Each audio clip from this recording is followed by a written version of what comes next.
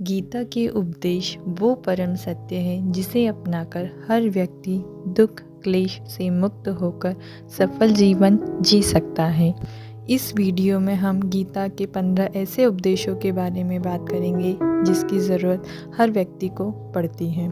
मनुष्य का संघर्ष जितना बाहरी होता है उतना ही आंतरिक भी चलता रहता है। सोच और कर्म का संतुलन ही सफल जीवन का मंत्र है। यही सही गलत और उचित निर्णय की दुविधा में फंसे व्यक्ति को गीता के इन उपदेशों से मानसिक संबल और धैर्य मिलता है। सबसे पहला उपदेश है विश्वास की ताकत। तुम अपने विश्वासों की उपज हो। तुम जिस चीज में विश्वास करते हो वही बन जाते हो। जो स्वयं पर विश्वास करते हुए लक्ष्य की ओर बढ़ते रहते हैं उन्हें सफलता ज़रूर मिलती है। अगर व्यक्ति अपने लक्ष्य के लिए कर्म में पूरे मन से लग जाता है और उसे कर्म करने से खुशी मिलती है तो सफलता उससे दूर नहीं। गीता में दूसरा उपदेश है मृत्यु से भय व्यर्थ है।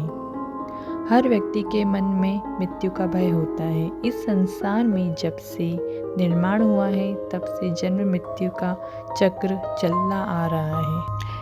इस संसार का जब से निर्माण हुआ है तब से जन्म मृत्यु का चक्र चलता आ रहा है। यह प्रकृति का नियम है।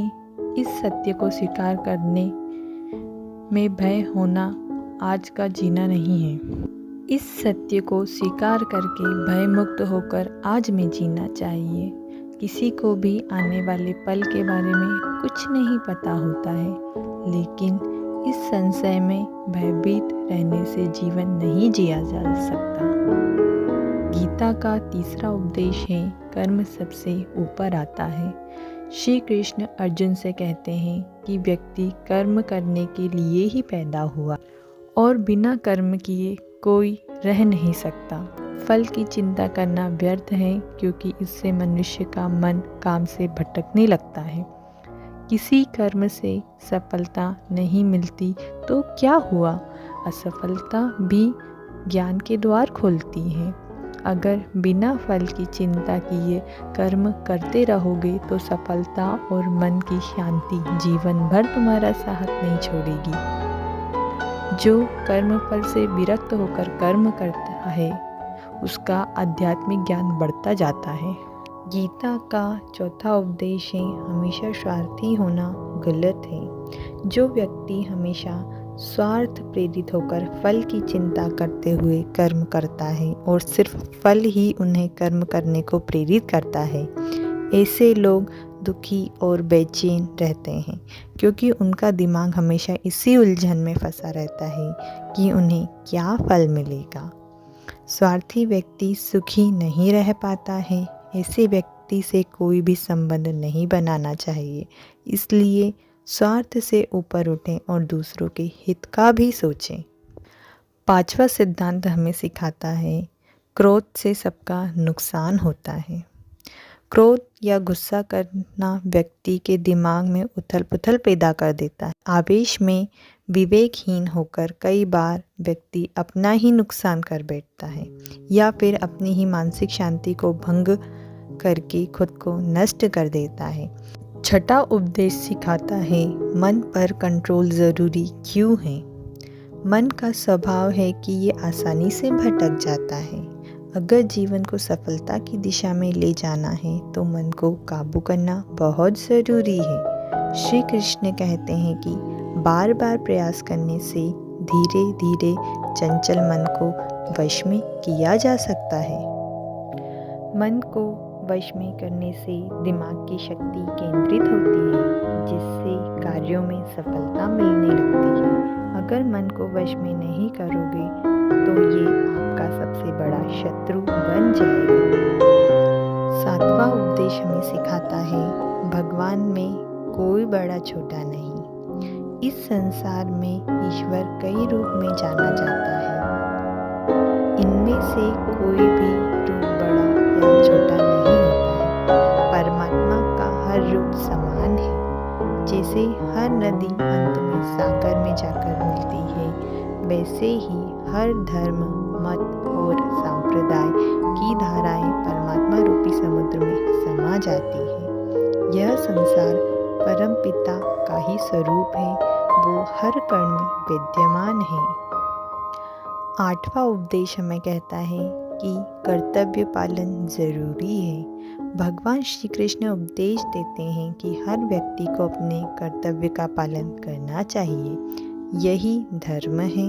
अगर अपने कर्तव्य का पालन नहीं किया जाता तो मन को अशांति और दुख प्राप्त होते हैं। अपनी पसंद और नापसंद, मोह, बेर को किनारे में रखकर अपने कर्तव्य करो।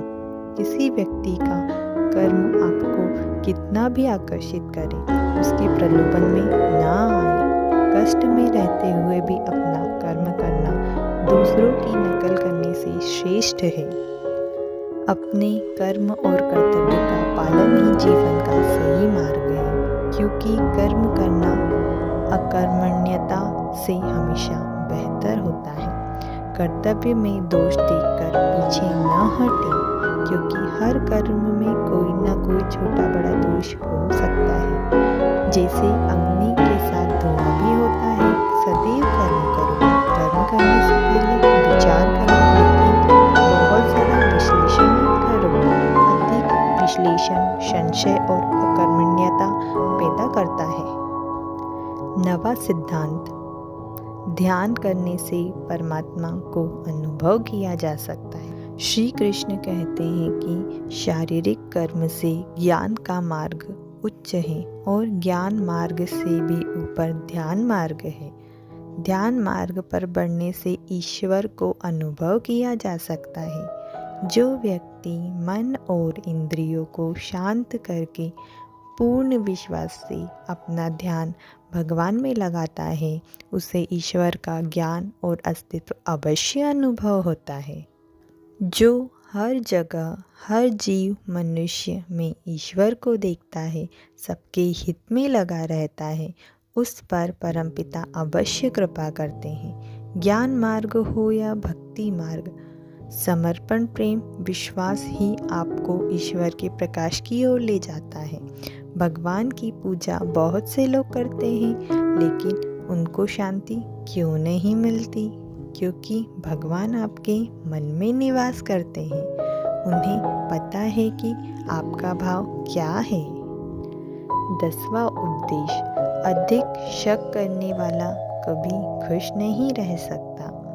श्री कृष्ण कहते हैं कि संशय करने वाले का विनाश हो जाता है, इसलिए संदेह करने से बचे। अधिक संदेह करने से मन की शांति भंग हो जाती है और व्यक्ति भ्रमित होकर अपने संबंधों को नष्ट कर डालता है। जिससे शक करने की आदत पड़ जाती है, उसे इस लोक या परलोक में भी शांति नहीं मिलती है। सत्य की खोज ठीक है, लेकिन बिना सच जाने कल्पनावश होकर संदेह करने का अंत दुख, क्लेश, पश्चाताप के रूप में होता है। 11वां उपदेश कहता है, किसी भी चीज की अति करने से बचें। जीवन में संतुलन बहुत जरूरी है। किसी भी चीज की अति करना आवश्यक नहीं है।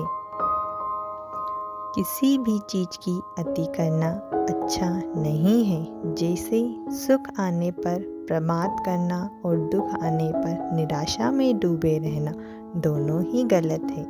असंतुलन जीवन की गति और दिशा को बाधित करता है, जिससे अनावश्यक कष्टों और दुखों का जन्म होता है। जिसके मन, विचार और कर्म में संतुलन है, उसे ज्ञान मिल जाता है और ज्ञान से ही सदा के लिए शांति, संतुष्टि मिलती है। 12वां उपदेश कहता है, सही कर्म से ज्ञान और मुक्ति संभव है। गीता के उपदेशों में कर्मयोग का सिद्धांत कहता है कि संसार से विरक्त होना ही मुक्ति का उपाय नहीं है।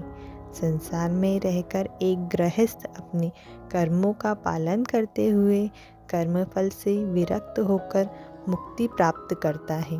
सही विचार और उचित कर्म भी आसक्ति को खत्म करने में सक्षम है। अच्छे कर्म कभी व्यर्थ नहीं जाते, चाहे ये दुनिया हो या परलोक।